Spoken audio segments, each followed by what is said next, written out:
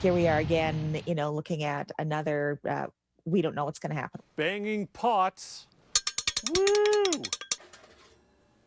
Baking sourdough. And virtual happy hour. The early days of lockdown and the feeling that we're all in this together.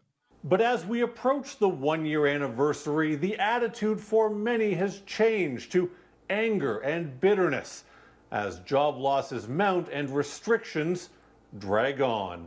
This is almost a setting that is counterintuitive to us as a social creatures in general, and we've got to be able to do it perhaps differently, more effectively, and to do it in a manner that changes it up a little bit. It can feel like nothing I do makes a difference. I can't change what's going on. I did my best and here we are anyway. It's unlikely we'll ever capture the same feeling of hope and novelty experienced in the early days of the pandemic. Partly because over the course of the past year, I think we've seen so much of people behaving badly,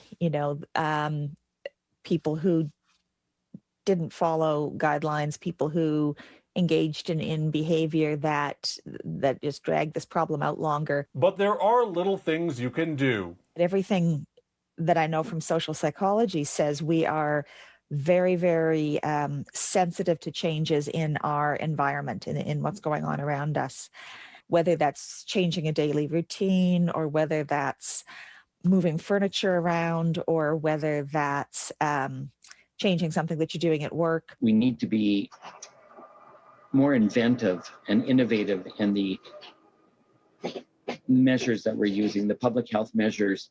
Let's reinvent and re-innovate and reinvigorate how we do it, because that same message can become stale dated over time. The key is to focus on the next 24 hours and the long-term future. COVID, as bad as it is, won't last forever. Time doesn't stand still, even though it feels like it. We are moving forwards towards the future. In Calgary, Jonathan Muma, City News.